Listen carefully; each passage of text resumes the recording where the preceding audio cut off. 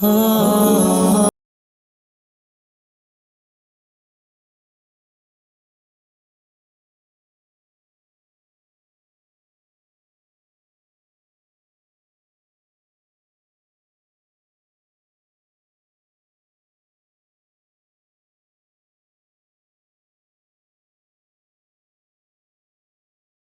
اللہ الرحمن الرحیم۔ شرح ابن عقیل کا دوسرا باب ہے الکلام وما یتعلف منہ، سبق نمبر 3 میں خوش آمدید۔ آج کے سبق کے اندر ہم 9ویں شعر کی ترکیب کریں گے۔ عبارت دیکھ لیں، واحدہ کلمۃ والقول عما وکلمۃ بہا کلام قد یعم۔ واحدہ کلمۃ مبتدأ وخبر والجملۃ مستانفۃ لا محل لها من الاعراب والقول مبتدأ عما يجوز ان يكون فعلا ماضيا وعلى هذا يكون فاعله ضميرا مستترا فيه جوازا تقديره هو يعود الى القول والجملة من الفعل والفاعل في محل رفع خبر المبتدأ ويجوز ان يكون عم اسم تفضيل واصله اعم حذفت حمزته كما حذفت من خير وشر لكثرة استعمالها لها واصلهما اخير واشر بدليل مجيئهما على الاصل احيانا كما في قول الراجز بلال خير الناس وابن الاخير وقد قرئ سيعلمون غدا من الكذاب الاشر بفتح الشين وتشديد الراء وعلى هذا يكون اصل عم اعم كما قلنا وهو على هذا الوجه خبر للمبتدا وكلمة مبتدا اول بها جار ومجرور متعلق بيعم الآتي كلام مبتدا ثان قد حرف تقلیل یعم فعل مضارع مبنی للمجهول ونائب الفاعل ضمیر مستتر فيه جوازا تقدیره هو يعود على كلام والجملة من الفعل ونائب الفاعل في محل رفع خبر المبتدا الثاني وجملة المبتدا الثاني وخبره في محل رفع خبر المبتدا الاول ومعنى یعم یقصد۔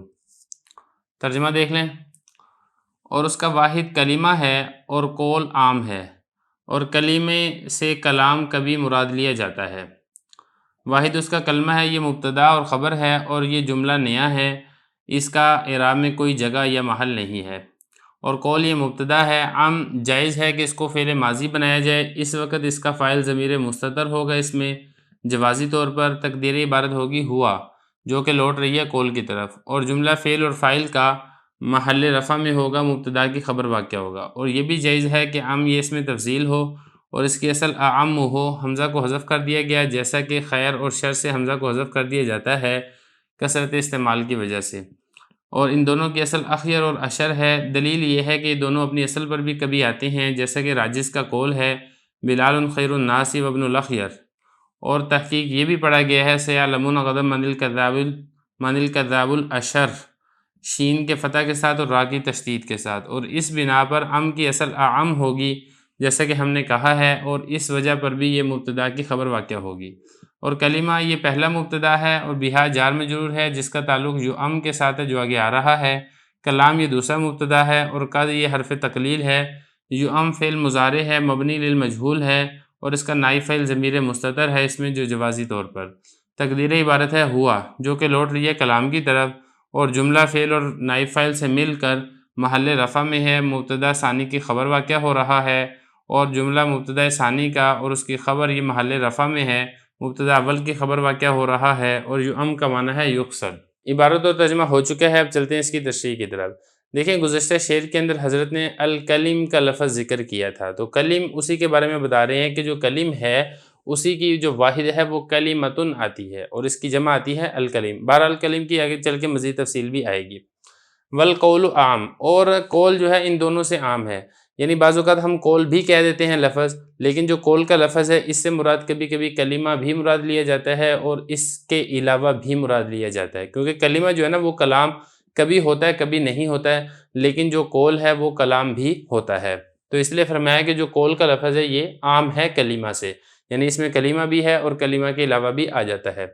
وکلمۃ بہا کلام قد یعم، اور کلمہ اس سے کبھی کبھی کلام بھی مراد لیا جاتا ہے، جیسا کہ میں نے آپ کو بتایا ہے کہ کلام جو ہے وہ ایک پورا جملہ ہوتا ہے، اور جو کلمہ ہے وہ لازمی نہیں ہے کہ پورا جملہ ہو، تو لیکن کبھی کبھی کلمہ بول کر کلام بھی مراد لیا جاتا ہے۔ تو بہرحال یہ شعر کی تھوڑی سی وضاحت ہے، آگے چل کے علامہ ابن عقیل رحمہ اللہ تعالیٰ خود اس کی وضاحت کریں گے۔ آج کے سبق کے اندر جو ہمارا مقصد ہے وہ اس شعر کی ترکیب ہے جو کہ علامہ ابن عقیل رحمہ اللہ تعالیٰ نے ذکر کی ہے۔ فرما رہے ہیں کہ یہ جو واحدہ کلمۃ ہے، یہ مبتدا اور خبر واقع ہو رہا ہے، اور یہ جملہ مستانفہ ہے، اس کا اعراب کے اندر کوئی جگہ نہیں ہے، مطلب جو پوری جملے کی ترکیب آپ نے کرنی ہے، اس ترکیب میں یہ والا جو لفظ ہے واحدہ کلمۃ، اس جملے کا ترکیبی اعتبار سے کوئی جگہ نہیں ہے، نہ فاعل واقع ہو رہا ہے، نہ مفعول واقع ہو رہا ہے، نہ خبر، نہ مبتدا، کچھ بھی واقع نہیں ہو رہا۔ یہ فرمایا کہ اس کا اعراب کے اندر کوئی جگہ نہیں ہے۔ اور آگے دیکھیں، یہ جو والقول عام، یہ جو قول مبتدا بنے گا، اور یہ جو عام ہے یہ اس مبتدا کی خبر واقع ہوگا۔ آگے بتایا کہ یہ جو عامہ ہے اس میں دو ترکیبی احتمال ہیں۔ ایک ترکیبی احتمال تو یہ ہے کہ آپ اس کو فعل بنائیں، فعل ماضی، اور دوسرا ترکیبی احتمال یہ ہے کہ آپ اس کو اس میں تفضیل بنائیں۔ فرما رہے ہیں کہ جو عامہ جائز ہے کہ آپ اس کو فعل ماضی بنائیں۔ جب آپ اس کو فعل ماضی بنائیں گے تو اس میں ہوا ضمیر مستتر ہوگی، جو کہ مستتر ہے جوازی طور پہ، کیونکہ یہ ضمیر غائب ہے واحد مذکر میں، اور واحد مذکر میں جو ضمیر غائب ہے وہ جوازی طور پہ حذف ہوتی ہے، اور یہ لازم اور ضروری نہیں ہے کہ آپ اس کو حذف کریں، بعض اوقات اس کا فاعل مذکور بھی ہو جاتا ہے۔ تو اس کا جو فاعل ہے اما میں، یہ ہوا ضمیر ہوگی جو اس کے اندر مستتر ہے۔ تقدیر عبارت کیا ہوگی؟ ہوا۔ اب یہ جو ہوا ضمیر ہے جو وہ لوٹے گی اس کول کی طرف، یہ فرما رہے ہیں کہ جو ہوا ضمیر ہوگی تقدیر عبارت جو کہ کول کی طرف لوٹ رہی ہے، اور یہ جو پورا جملہ بنے گا فعل اور فاعل یہ محل رفع میں ہوں گے۔ دیکھیں یہ کول بنے گا نا مبتدا، اور یہ اما فعل ہوا ضمیر فاعل مل کر جملہ فعلیہ خبریہ ہو کر یہ محل رفع میں ہوں گے، کیونکہ یہ کول مبتدا کی خبر واقع ہو رہے ہیں۔ تو یہ فرمایا کہ محل رفع میں، یعنی ترکیب میں رفع کی جگہ پر آ رہے ہیں، مبتدا کی خبر واقع ہو رہے ہیں۔ اور یہ جو اما ہے آپ اس کو اس میں تفضیل بھی بنا سکتے ہیں۔ اگر آپ اس کو امن پڑھیں، اس میں تفضیل بنائیں، تو اس کی اصل ہوگی اعمو، افضلو کے وزن کے اوپر، افعالو کے وزن پر، اور اس کی اصل کیا ہوگی؟ اعمو ہوگی۔ پھر اس میں کیا ہوا؟ اس کا جو حمزہ ہے شروع میں وہ حذف ہو گیا، جس طریقے سے خیر اور شر میں حمزہ حذف ہو جاتا ہے کثرت استعمال کی وجہ سے، کیونکہ خیر ہو یا شر ہو یہ اصل میں کیا تھا؟ اخیر اور اشر تھا، پھر کثرت استعمال کی وجہ سے شروع میں ہم نے حمزہ کو حذف کر دیتے ہیں اور اس کے عوض میں آخر میں تنوین کو لے آتے ہیں۔ اب اس میں سوال یہ پیدا ہوتا ہے کہ آپ کے پاس کیا دلیل ہے کہ یہ جو خیر اور شر ہے اصل میں اخیر اور اشر ہے؟ تو حضرت فرما رہے ہیں کہ ہمارے پاس دلیل موجود ہے۔ دلیل یہ ہے کہ بعض اوقات یہ اخیر اور اشر بھی استعمال ہوتا ہے عرب کے کلام میں۔ یہ فرما رہے ہیں بدلیل مجیئہما علی الاصل احیانا، فرما رہے ہیں دلیل ہمارے پاس یہ ہے کہ اخیر اور اشر جو ہیں یہ اپنی اصل پر بھی آتے ہیں، خیر اور اشر اپنی اصل پر یعنی اخیر اور اشر بھی آتے ہیں، جیسا کہ راجز کا قول ہے بلال خیر الناس وابن الاخیر۔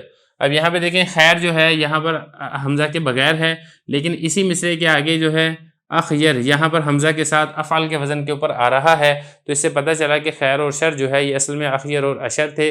تو جس طریقے سے یہاں پر حمزہ کو کثرت استعمال کی وجہ سے حذف کر دیا گیا، بالکل اسی طریقے سے آپ عمو کے اندر بھی یہ اصل میں اعم تھا، کثرت استعمال کی وجہ سے حمزہ کو حذف کر دیا گیا۔ وقد قریہ سیعلمون غدا من الکذاب الاشر۔ دیکھیں آگے حضرت دوسری دلیل ارشاد فرما رہے ہیں، اخیر کی دلیل دے دی ہے کہ خیر اصل میں اخیر تھا، جیسا کہ راجز کا قول ذکر کر دیا۔ اب شر کی دلیل دے رہے ہیں کہ شر اصل کے اندر اشر تھا، وہ اس کی دلیل کیا ہے کہ قرآن مجید میں آتا ہے سیعلمون غدا من الکذاب الاشر۔ اصل میں جو قرات ہے وہ تو ہے اشر، لیکن ایک قرات میں اشر بھی پڑھا گیا ہے شین کے فتح کے ساتھ اور را کی تشدید کے ساتھ، تو اس میں تفضیل کے طور پر بھی اس کو استعمال کیا گیا ہے، اور یہاں پہ اگر آپ غور کریں گے تو حمزہ کے بغیر آ رہا ہے، تو پتہ چلا کہ خیر اور شر اصل میں اخیر اور اشر تھے بفتح شین و تشدید رائی وعلی ھذا یکون۔ تو اس اعتبار سے جو اما ہے یا امن ہے اس کی اصل کیا ہوگی؟ اعمو ہوگی، کما قلنا جیسا کہ ہم آپ کو تفصیل سے بتا چکے ہیں۔ وہو علی ھذا الوجہ خبر للمبتدی۔ تو بہرحال آپ اس کو اما پڑھیں، فعل ماضی پڑھیں، یا آپ اس کو پڑھیں امن اسم تفضیل پڑھیں، دونوں صورتوں کے اندر یہ جو قول مبتدا ہے یہ اس کی خبر ہی واقع ہوگا اور یہ محل رفع کے اندر ہی ہوگا۔ تو بہرحال یہ پہلا مصرع مکمل ہو گیا۔ اب دوسرے مصرع کی ترکیب دیکھ لیں۔ یہ جو آگے ہے کلمتن، یہ بنے گا پہلا مبتدا اور بہا جار مجرور مل کر آپ نے اس کو اسی یعم کے متعلق کر دینا ہے جس کے آگے تفسیر آ رہی ہے۔ فرما رہے ہیں یہ جو بہا ہے یہ جار مجرور جو کہ متعلق ہوگا یعم کے الآتی، جس کے ہم آگے چل کے مزید وضاحت کرتے ہیں۔ اور یہ جو دوسرا کلام ہے یہ دوسرا مبتدا بنے گا، اور یہ جو قد ہے یہ حرف تقلیل ہے، جیسا کہ آپ کو معلوم ہے کہ قد یہ مضارع پر داخل ہوتا ہے اور مضارع میں تقلیل یعنی قلت کا معنی پیدا کرتا ہے۔ قد یہ حرف تقلیل ہے، اور یہ جو یؤم ہے اس کو آپ نے فعل مضارع مجہول پڑھنا ہے، فعل مضارع مبنی للمجہول پڑھنا ہے، اس کو فعل مضارع معروف یا امو اس آپ نے نہیں پڑھنا ہے۔ اور اس میں جو نائب فاعل ہوگا وہ ضمیر مستتر ہوگی جو جوازی طور پہ اس کے اندر چھپی ہوئی ہے، ہوا ضمیر ہے اس کے اندر جو کہ لوٹ رہی ہے پیچھے کلام کی طرح، یہ فرما رہے ہیں ہوا ضمیر ہے جو کہ کلام کی طرح لوٹ رہی ہے۔ اب یہ جو جملہ ہے فعل اور نائب فاعل، یؤم فعل اور اس میں ہوا ضمیر اس کا نائب فعل، فعل فاعل مل کر جملہ فعلیہ خبریہ ہو کر پھر یہ محل رفع میں ہوگا، یہ مبتدا ثانی کی خبر واقع ہوگی، کیونکہ کلام ہم نے مبتدا ثانی بنایا تھا تو یہ جو یؤم ہے یہ اس کے خبر واقع ہوگا، تو کلام مبتدا ثانی اپنی خبر سے مل کر جملہ خبریہ ہو کر پھر یہ پیچھے جو ہم نے کلمہ بنایا تھا یہ جو ہے یہ اسی مبتدا اول کی خبر واقع ہوگا، تو یہ اس ترتیب سے دونوں جو ہیں یہ محل رفع کے اندر ہیں، دوسرا کلام یہ بھی محل رفع میں ہے اور قد یؤم یہ بھی محل رفع میں ہے۔ اور یؤم اس کا مقصد کیا ہے، اس کا معنی کیا ہے، اس کا معنی ہے یقصد، قصد کیا جاتا ہے، ارادہ کیا جاتا ہے، مراد لیا جاتا ہے۔ مطلب کہنے کا یہ ہے کہ کبھی کبھی لفظ کلمہ بول کر مراد کلام بھی لیا جاتا ہے۔ تو بہرحال یہ ترکیبی احتمال تھا، ترکیب تھی جو کہ اس شعر کی مکمل ہو چکی ہے۔ اب آگے جو ہے علامہ ابن عقیل رحمہ اللہ تعالیٰ اسی شعر کی مزید وضاحت کریں گے کہ حضرت کہنا کیا چاہتے ہیں، تو وہ ہم انشاءاللہ اگلے سبق کے اندر کریں گے۔